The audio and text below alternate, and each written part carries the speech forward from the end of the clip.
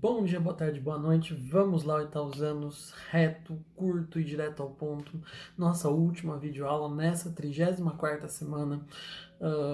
Tivemos um ano muito complicado, muito complexo com todos os problemas da Covid-19. Esse ensino à distância aí, que é péssimo, todo mundo sabe. Tendo que estar fazendo essas videoaulas para tentar ajudar um pouco aí vocês nas atividades das semanas. Tentando que vocês aprendam um pouquinho melhor, de alguma forma, de algum jeito. A gente sabe que não é o adequado, a gente sabe que não é o ideal, mas é o que a gente conseguiu fazer durante esse período, tá? Eu vou deixar algumas coisas bem claras. Essa semana vocês têm uma atividade monstruosa, que é a última uma atividade do ano. Eu vou pedir para vocês terem muita calma quando vocês forem enfrentar essa atividade, tá? Só o texto ele tem 6 folhas, né? É um texto que eu tirei inteiramente do Brasil Escola, tá? Então ele tá lá com outras imagens, ele tá lá de uma forma até um pouco mais completa, mais bacana. Quem quiser procurar o texto e ler no Brasil Escola, é o mesmo texto, eu tirei de lá, certo?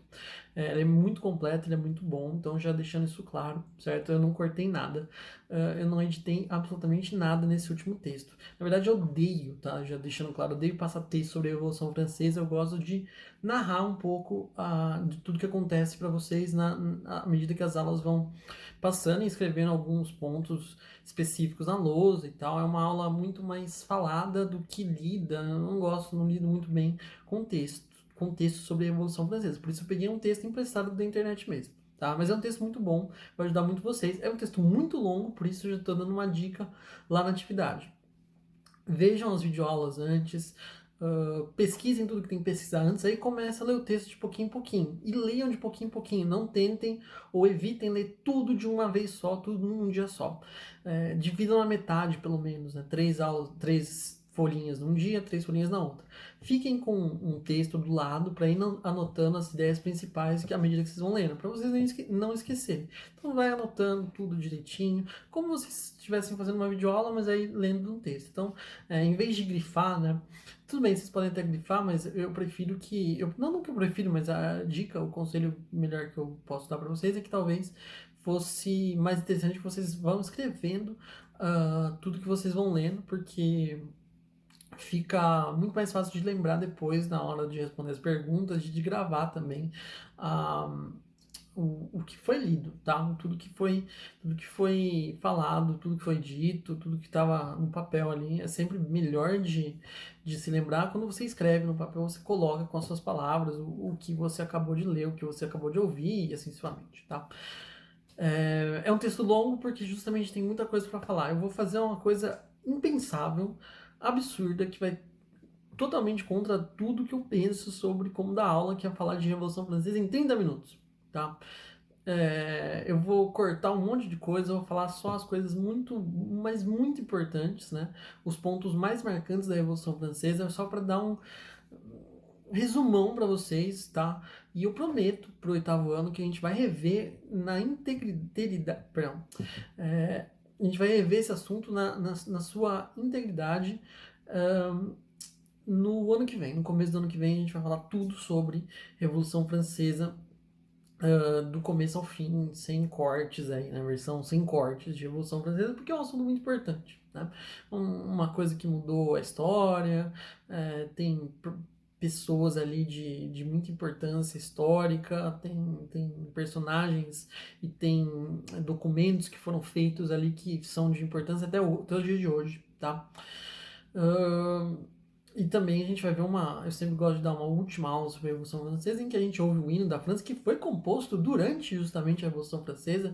Eu mostro charges, eu mostro desenhos da época, muita coisa legal, muita coisa bacana de Revolução Francesa, que infelizmente a gente está sendo, né, tolhido, a gente está sendo tirado dessa oportunidade, porque obviamente as condições não são ideais e, né, a gente infelizmente tem que aguardar a pandemia acabar para voltar à sala de aula, tá?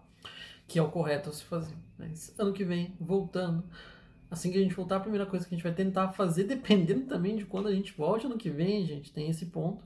Mas se a gente voltar em fevereiro, né, se tudo der certo com relação à vacina, a gente conseguir a volta em fevereiro, a primeira coisa que eu vou passar vai ser um resumão, não, nada de resumão. Quando a gente voltar, eu vou passar no total tudo mesmo sobre a Revolução Francesa, tá?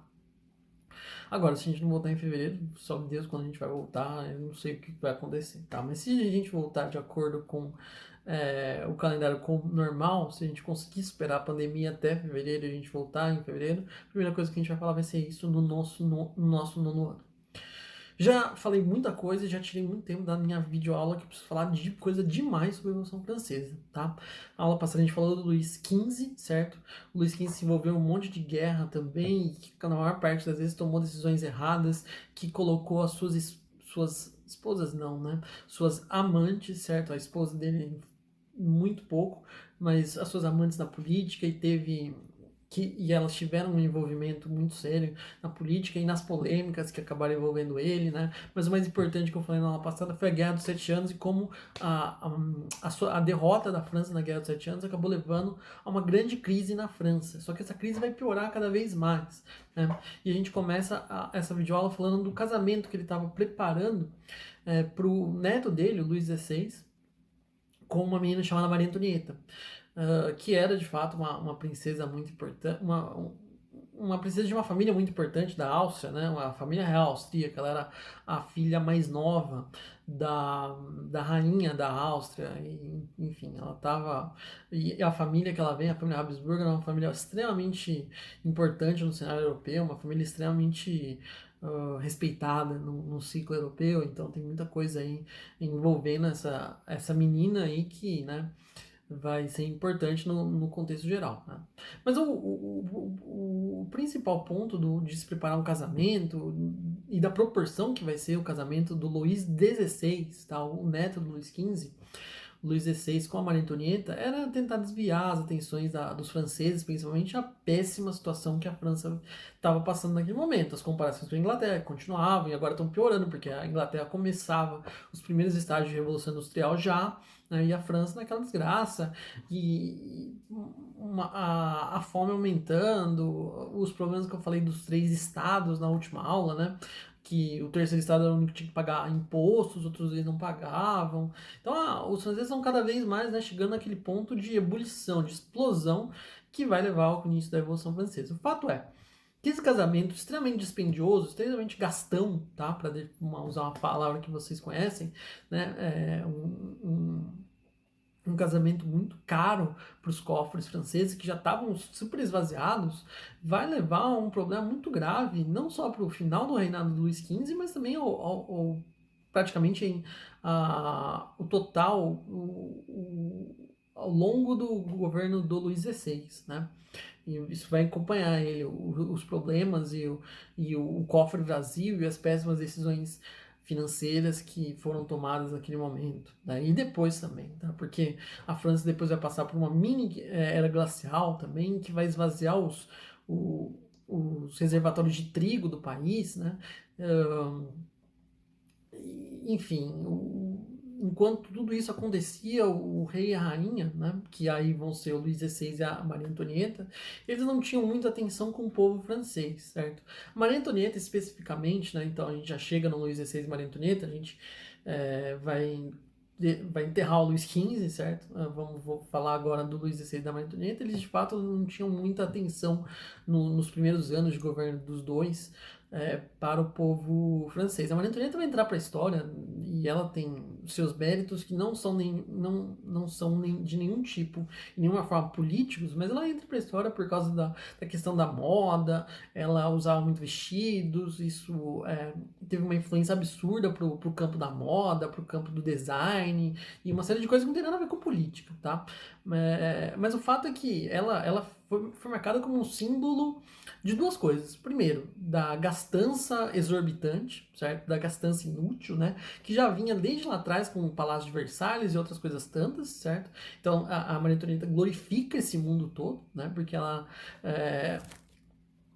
glorifica porque ela gostava de promover festas, ela fazia e usava vestidos de estilos absurdos, usava penteados muito exorbitantes, exuberantes, não só pro período, mas até hoje a gente se espanta ao ver alguns dos designs dos vestidos e dos penteados que ela usava, né? E a ideia toda é que ela vivia num mundo paralelo ao que acontecia na França, certo? Até que ela acabou ganhando o apelido de Madame Déficit, né? Então, a Madame, ou uma palavra mais fácil para você, a Madame gastadora, vai. Então ela promovia essas festas, usava os vestidos todos dela. As pessoas, em um determinado momento, até acharam interessante, né? Um fato novo, curioso. Nossa, essa menina, essa mulher, essa adolescente, né? Então, usando vestidos e tal. Então chamava essa questão da vida real, que era muito curiosa para as pessoas comuns e tal. E até hoje né? A gente tem, não para mim, mas muita gente segue a rainha da Inglaterra e ama falar sobre casamento real e não sei o quê. Naquela época também isso vai ter um atrativo pro povo comum, assim, pro populacho, que a gente fala, pro camponês, pro sanculote, que eu falei na aula passada. Então, no começo, no primeiro momento, vai chamar atenção porque ela era uma menina que tinha talentos e falava e usava, fazia as festas dela e não sei o quê, mas a partir do momento que as coisas vão piorando para a França, a situação vai piorar para ela também. Então ela vai ser cada vez mais sendo associada a um mundo irreal para a maior parte dos franceses, que era um mundo da festa, do luxo, dos vestidos caros, dos penteados exorbitantes, que só uma parcela muito pequena da população podia participar, enquanto os outros passavam fome, né? Porque o preço do pão cada vez mais subia, certo? Justamente acabei de falar para vocês, a França passa então por essa crise muito grave de uma mini era glacial que vai acabar com as plantações de trigo, enfim, uma situação que nesse ponto não tem a ver com o rei, porque é natureza, certo? Mas que no final da questão toda vai voltar para os reis, porque não conseguiram resolver essa situação de uma forma adequada. Tá? E também pelos gastos todos que o governo, que o rei e a rainha, eles contraíam cada vez mais. A cereja do bolo nessa situação acaba sendo a tentativa não, a participação do Luís XVI da França numa guerra que a França, em teoria, não tinha nada a ver, certo? Em 1776 começa a Guerra de Independência dos Estados Unidos, que nada tem a ver com a França, a não ser o ponto do inimigo dos Estados Unidos naquele momento, certo? Os Estados Unidos, todo mundo sabe, era uma colônia da Inglaterra, na verdade. E o Luís XVI viu nesse momento uma oportunidade de dar o troco, né? Mas que troco? Do que a gente, do que eu quero, tô falando aqui? Ele queria dar uma vingança, fazer uma vingança, lembrando das derrotas que a França levou em anos anteriores, até mesmo com o seu avô, o Luís XV. Especificamente, o que vinha à memória era a Guerra dos Sete Anos e a derrota da França naquela grande guerra. Então, Luís XVI viu naquele momento uma oportunidade de ouro, certo? De se vingar, ou pelo menos vingar o seu avô, né, em ajudar os Estados Unidos a se livrar da Inglaterra e aí, né, sacanear e ferrar a Inglaterra de algum jeito. Isso era um bônus, tá? Mas a ideia era vou vingar o meu avô pela derrota na Guerra dos Sete Anos, tá? Vou ferrar a Inglaterra no processo? Melhor ainda, né? Então ele vai se comprometer a ajudar aos Estados Unidos numa guerra que a França não tinha nada a ver e não deveria nem participar pelo número de problemas que ela vinha passando nos anos anteriores e que a população já estava de saco cheio, certo? Os gastos dos reis, né? Com a questão de Versalhes, os gastos dos reis nas guerras, a derrota da França nessas guerras, a comparação com a Inglaterra o tempo inteiro, a Inglaterra agora na Revolução Industrial, então piorou, certo? A falta do pão, uma rainha agora no caso, uma rainha que não aparentemente vive no mundo da lua e não liga para esses gastos supérfluos e não liga que enquanto ela gasta, enquanto ela faz as festas, a população passa fome. O Luís XVI, então, tentando entrar numa guerra simplesmente por vingança pessoal, sem pensar nos franceses especificamente, tá? E sem ganhar nada por isso, né? A França não ganha nada com a independência dos Estados Unidos, tá? A França não recebe não recebe território, não recebe terra, não recebe absolutamente nada. Só uma promessa de um acordo com os americanos caso a França em algum momento precisasse, que não vai, inclusive, nem se materializar, porque a promessa foi feita por Luís XVI. E Luís XVI logo logo vai para a guilhotina. Então, quando a França precisa da ajuda dos Estados Unidos e requisita essa ajuda dos Estados Unidos não devolve, porque fala, nós fizemos um acordo com o Luís XVI, e o Luís XVI naquele momento já estava morto. Tá? Então, no final das contas, essa guerra não serviu para nada para os franceses na conta geral. Serviu só para rivalidade contra os ingleses, para lascar os ingleses, certo? Para ferrar os ingleses um pouquinho, e também para vingança pessoal do Luís XVI, tá? O orgulho do Luís XVI, tá? Então, 1776 começa essa guerra, a França manda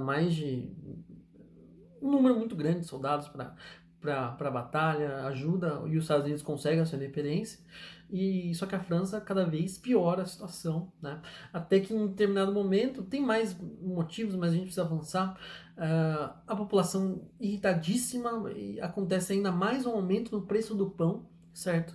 A população sai às ruas e começa a protestar, certo? Sai às ruas e cada vez mais gente vai para essas ruas, o protesto cada vez mais aumenta, até que eles vão diretamente para um local específico, que era chamado de Bastilha. O que era Bastilha? Era uma fortaleza parecida com uma torre gigantesca de um castelo, de um forte, na verdade, não vou dizer um castelo, mas era um local em que todo mundo que falava mal dos reis, todo mundo que fazia críticas aos reis, etc., acabava parando lá e ficando lá por algum tempo. Ela era usada só de fato para inimigos da família real, gente que criticava, gente que ia contra e blá blá blá, né? Só tinham cinco prisioneiros na Bastilha naquele momento.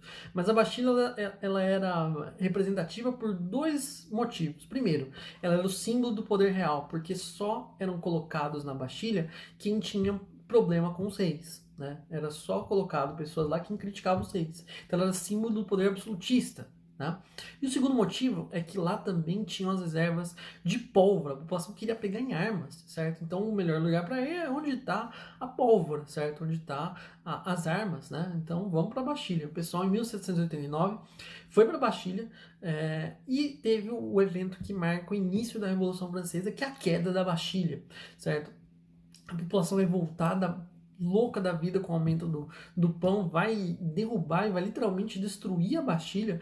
Tijolinho, destruir quando eu falo tijolinho por tijolinho, eles vão desfazer a Bastilha totalmente, certo?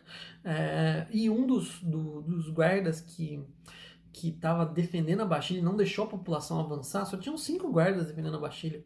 Um deles, né, que vai se colocar na frente entre a população e a Bastilha para não deixar a população destruir a fortaleza, a população vai lá e vai matar ele. Não só vai matar ele, como vai pegar uma lança e colocar a cabeça dele na ponta da lança. E aí ficou praticamente eternizado para os franceses naquele momento que todos os inimigos da população francesa vão perder a cabeça. Né? Então, esse gesto praticamente ficou eternizado. Os inimigos da França, né, na verdade do povo francês ali naquele caso, mas da França em geral, vão perder a cabeça e a cabeça tem que ser mostrada para a população. E quando isso aconteceu com aquele soldado naquele momento, a população vibrou, né? Um inimigo do povo estava morto naquele momento. Só que aí as coisas só começam, porque o Luís XVI, para tentar evitar ou para tentar acalmar o ânimo da população naquele ponto, ele convoca os Estados Gerais, que são representantes dos 3 estados franceses, para decidir o que fazer para melhorar a situação da população. Vamos falar sobre vários assuntos, o preço do pão, a questão da pena de morte, que é diferente para um, que é diferente para o outro, não sei o quê. E uma série de pessoas todos os estados vão ser convocados. Do primeiro estado, né, o clero, do segundo estado a nobreza, e do terceiro estado a burguesia, os sancolotes, os camponeses. Então todos eles vão se unir para tentar desenvolver coisas para a França, para tentar desenvolver um ponto em comum para ajudar os franceses naquele momento que passavam fome. Né? E aí vai começar... Claro, não nesse momento dos Estados Gerais, porque ainda vai ter alguns problemas com os 3 estados não vão se entender, porque o terceiro estado queria voto por cabeça, o que obviamente, como o terceiro estado tinha mais pessoas, né, tinha mais deputados, eles iriam ganhar todas as votações e o primeiro e o segundo estado não queria voto por cabeça, queria voto por estado, né, para decidir as coisas. No final das contas, esse rebuliço todo e mais umas bobagens que o Luís XVI fez vai levar à primeira fase da Revolução Francesa, que é a Assembleia Constituinte. Ou seja, a França e os seus deputados que estavam ali reunidos nos Estados Gerais vão começar a preparar uma constituição para a França, ou seja, o rei não vai poder mais tomar todas as decisões sozinho. A gente vai tirar esse poder do rei e agora, a partir desse momento a gente vai fazer regras, leis. Eu já falei sobre Constituição para vocês. São todas as regras que regem um país e todo mundo, inclusive os reis, se assinarem aquele documento, tem que seguir aquelas regras, né? Isso aconteceu na Inglaterra, na Revolução Gloriosa, a Revolução Inglesa, que eu falei para vocês já esse ano. No caso da Revolução Francesa é a mesma coisa que eles estão querendo fazer, forçar o rei a assinar aquele papel que eles vão produzir. Junto com esse papel que eles estão produzindo da Constituição, por isso essa primeira época, essa primeira fase da Revolução Francesa chama-se de Assembleia Constituinte, eles também vão fazer um dos documentos mais importantes da história, mais importantes do mundo, e por isso a Revolução Francesa é tão importante assim, que é a Declaração dos Direitos Humanos. E aí entra justamente uma parte essencial aí para a história, certo? O momento em que se prepara um dos documentos talvez mais simbólicos do mundo, né? Um documento que hoje é muito importante, que todo mundo defende com unhas e dentes e tem que ser defendido mesmo, certo? Que não é um documento que é marcado para uma nação específica, que não é marcado para um povo específico, mas é para o ser humano, certo? Então, direito a um julgamento igual para todos, direitos como direito à vida, direito ao respeito e uma série de situações, né? Inclusive esse grande documento até hoje ele é respeitado ou pelo menos quem não respeita esse documento, a ONU não olha com bons olhos, certo?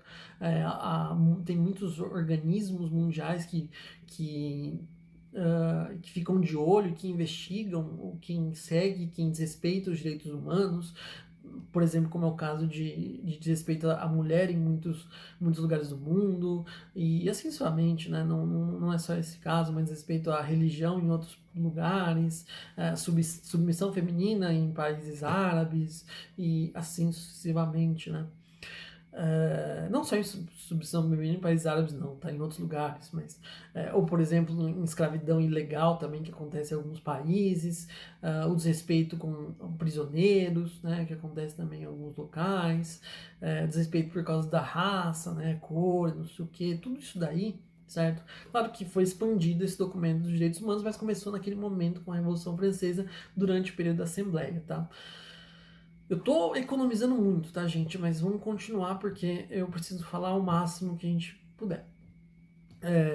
Esse foi o primeiro momento da Revolução, a Assembleia Constituinte. O rei não vai ter escolha, mas tem que aceitar aquela Constituição, tem que aceitar a Constituinte, mas ainda assim, os problemas continuam acontecendo à medida que o tempo passa. O rei ele aceita assinar, mas na prática ele continua tomando decisões contraditórias, existem alguns problemas que vão acontecer na prática, o rei tenta fugir, depois a rainha Maria Antonieta, temendo por sua vida, escreve para seu irmão.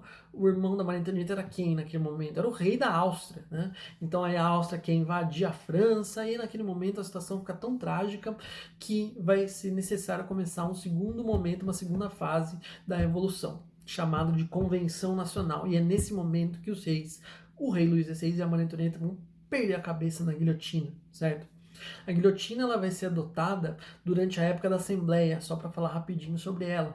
O que é a guilhotina? É um mecanismo, né, que tem uma lâmina e essa lâmina você coloca a sua cabecinha aqui, né, e a lâmina cai e corta a sua cabeça, certo?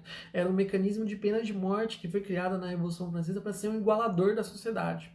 Como assim igualador da sociedade? Naquela época, quem era do primeiro e do segundo estado, se fosse condenado à pena de morte, e eles podiam ser condenados à pena de morte, eles morriam por decapitação. Então a cabeça deles era cortada e era uma morte leve. Tá, é uma morte, mas é uma morte leve, a pessoa não sofre. O terceiro estado não. Todo mundo que era condenado à morte no terceiro estado morria por enforcamento, que é uma morte extremamente dolorosa, você sofre até você morrer com o seu último suspiro. surgiu a ideia durante a Revolução Francesa de um dos seus deputados, chamado Robespierre, de que a ideia de que uma pena de morte pelo menos igualasse todo mundo na prática, e aí a ideia de usar a guilhotina.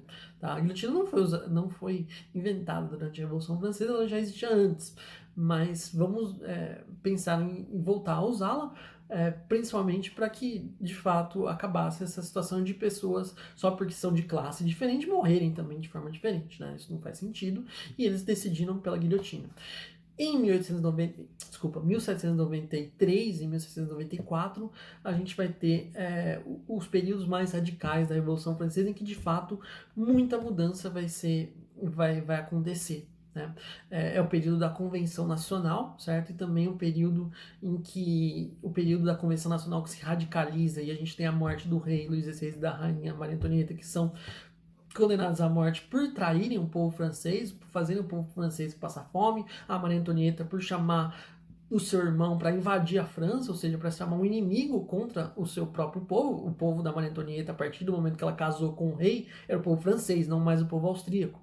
Então ela traiu o povo francês ao chamar um invasor, que era o austríaco, irmão dela, para salvar ela. Em teoria, ela não deveria pedir nada de ajuda, porque ela não estava em perigo. Naquele momento ela foi julgada e aí sim foi condenada à morte, também por causa disso, por trair o povo francês. Tá? E também porque ela tentou fugir alguns anos antes e por tudo que ela fez de errado, inclusive junto com o Luís XVI. Tá? Os dois são condenados à morte nesse período, e aí é importante a gente entender que nesse momento que vai ter a maior parte das conquistas da Revolução Francesa. Então aí vai sim existir a distribuição de terra, boa parte da terra do povo, boa parte da terra da Igreja Católica vai ser tomada e vai ser distribuída para a população, o ensino público vai ser criado naquele momento, certo? Boa parte dos impostos que eram só para o terceiro estado agora vão passar a ser para todos, certo?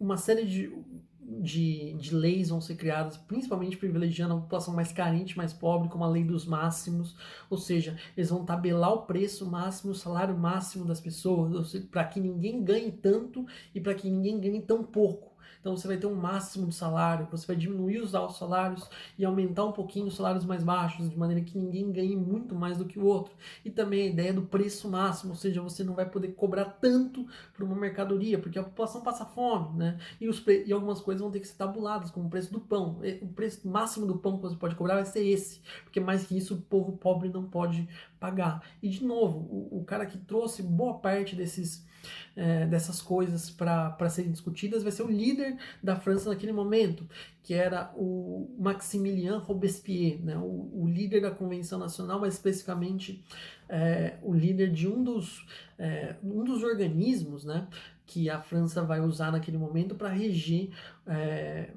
o país. A França vai ser dividida em comitês, e o comitê que o Robespierre liderava chamava Comitê de Salvação Pública, e ele tinha praticamente poderes totais para salvar o povo, certo? Então tirar o povo da miséria, tirar o povo, e por isso ele vai mandar muita gente para a guilhotina, certo? Todo mundo que era corrupto, todo mundo que roubava dinheiro, todo mundo que não pagava imposto, e por isso, por exemplo, nessa época que o Luís XVI vai para a guilhotina, nessa época que a Maria Antonieta vai para a guilhotina, é nessa época que muita gente, milhares mesmo de pessoas vão acabar indo para a guilhotina por causa de momentos de corrupção. Robespierre ganhou o apelido de o incorruptível, porque ele era a única não, mas ele era uma das poucas pessoas que todo mundo duvidaria que em algum momento receberia algum tipo de dinheiro ou de barganha por algum favorzinho ou coisa do tipo. Tá? Ele virou um símbolo naquele momento por causa disso.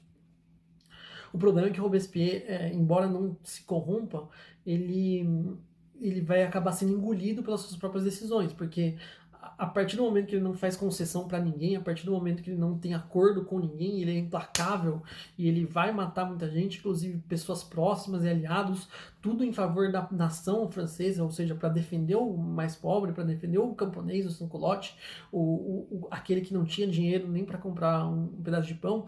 Ele vai criar muitos inimigos dos dois lados, tanto quem já se opunha a ele, né, que já era inimigo, mas também do lado dele, pessoas que eram aliadas que vão começar a desconfiar. Pô, esse cara vai matar todo mundo, né? Para esse cara não tem meio termo, para esse cara não tem nenhum tipo de acordo. Então, né, a gente precisa dar um jeito de tirar ele do poder, certo?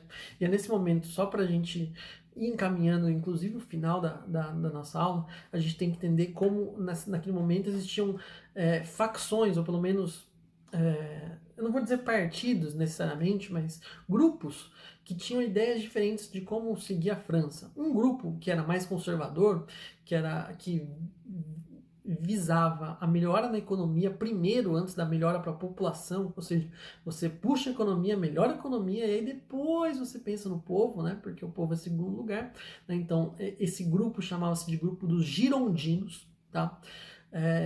Do outro lado do espectro estava o grupo do Robespierre, que pensava, não, primeiro é o povo, a gente vai salvar o povo, a gente vai dar pão para o povo comer, e depois a gente pensa nas outras coisas, na política externa, na industrialização e não sei o quê. Esse grupo do Robespierre era chamado de jacobinos. E tinha um terceiro grupo, que eu nem gosto de falar muito deles, mas era um grupo chamado de planície, que ia para um lado ou ia para o outro, dependendo de quem estava no poder. Ou seja, o Maria vai com as outras. Certo? Então, girondinos era o grupo mais ligado ao conservadorismo, à tradição, os girondinos era o grupo mais ligado à economia, do outro lado, os jacobinos mais ligados à população e o povo, representado pelo Robespierre, certo? E os Marias vai com as outras, a planície, né?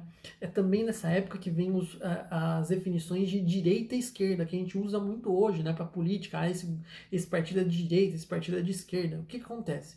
Como os jacobinos, girondinos e a planície, eles tinham que dividir um mesmo espaço, tá? Todos eles, quando tinham audiências, né, e todo mundo era deputado ali, tinha que ouvir todo mundo falando, eles iam dentro de um anfiteatro, e aí eles tomavam as suas posições. O grupo girondino entrava antes e sentava-se do lado direito. O grupo jacobino entrava depois, e não queria sentar perto dos girondinos, porque eles não gostavam um do outro. Então o grupo de jacobinos sentava do lado esquerdo, e a planície, que tinha amigo dos dois lados, sentava no meio. Portanto, até hoje, quando a gente fala de partidos políticos, sempre que a gente fala de um partido que está compromissado com o povo, com as melhorias, etc., a gente chama esse partido de esquerda. Desde a época da Revolução Francesa, porque o Partido Jacobino era um partido que, na maior parte das vezes, eles agiam dessa forma. O partido da direita, né, que é muito associado aos girondinos, quando a gente fala de partido da direita hoje, o partido da direita é o partido mais conservador, ligado ao fortalecimento da economia, e que depois, só depois de tudo isso, sim, pensa um pouquinho no povo, mas principalmente pensa na economia forte, pensa na política externa, pensa no conservadorismo, tá? Os mais liberais são os de esquerda, os que pensam mais no povo, etc. Tá? E os do centro são aqueles que não têm nenhuma concessão, que podem ficar de um lado ou de outro. Tá? Quando Robespierre recebe tantos inimigos de tudo que é lado, seja girondino, jacobino, planície, sei lá mais o que, ele também acaba sendo morto na guilhotina em 1794, que é quando muita gente fala que aí acabou a Revolução Francesa para valer. Tá? Mas na verdade a Revolução Francesa tem uma terceira fase chamada de diretório, que é quando os girondinos estão no poder. Essa fase é muito confusa, dura 5 anos, mas na verdade boa parte das coisas que o Robespierre fez para o povo naquela época vai ser anulado, certo?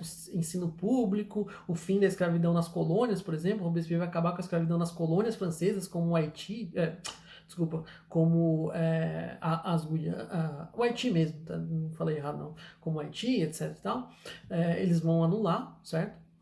Vai se perder muito do que foi conseguido antes, os girondinos vão ficar 5 anos no poder, com muita confusão, até que em 1799, aí sim a Revolução Francesa acaba. O Napoleão Bonaparte derruba o governo girondino, com um golpe de Estado, toma o poder para ele e a Revolução Francesa se encerra nesse momento. Tá? Então, eu tentei aqui fazer o máximo possível para passar de uma forma muito acelerada e muito da melhor forma que eu pude o que a gente estava faltando para entender de Revolução Francesa, mas o importante é vocês lembrarem desses momentos, né? As 3 fases da Revolução: a Assembleia, quando foi feita uma Constituição e a Declaração dos Direitos Humanos; a época da Convenção, que foi a época dos jacobinos no poder, na época do Robespierre, que fez melhorias para a população, dividiu terras, criou leis como a lei do máximo preço, a lei do máximo salário, tá? A lei dos máximos que a gente fala, ele ele criou o ensino público, acabou com a escravidão nas colônias francesas, e uma série de outras decisões aí que foram importantes também. Todas essas acontecem na época da Convenção, que também é a época que os reis, o rei Luís XVI e a rainha Maria Antonieta vão para a guilhotina. A época especificamente do Robespierre no poder é chamada de Era do Terror, porque o Robespierre usava essa palavra, terror. Ele falava que só o terror ia ajudar a população a parar de passar fome, no final das contas. Mas ele definia terror como o quê? Como justiça. Tá? Para o Robespierre, mais ou menos, terror é igualado à justiça. Se você não tem virtude, você tem que ter terror. Se você é virtuoso, se você é virtuoso, você não precisa de terror, tá? Então a Era do Terror porque ele igualava essa questão, tá? O terror era a justiça pronta para aqueles que faziam mal para a população francesa. Foi o que deu para falar de Revolução Francesa. A gente vai tentar falar sobre tudo isso, mas de uma forma muito mais aprofundada, se possível, no ano que vem. Eu me despeço de vocês. Bom final do ano para todo mundo, tá? Espero que vocês tenham me acompanhado no máximo dessas videoaulas. E se tudo der certo, a gente se vê ano que vem, gente. Obrigado, tá?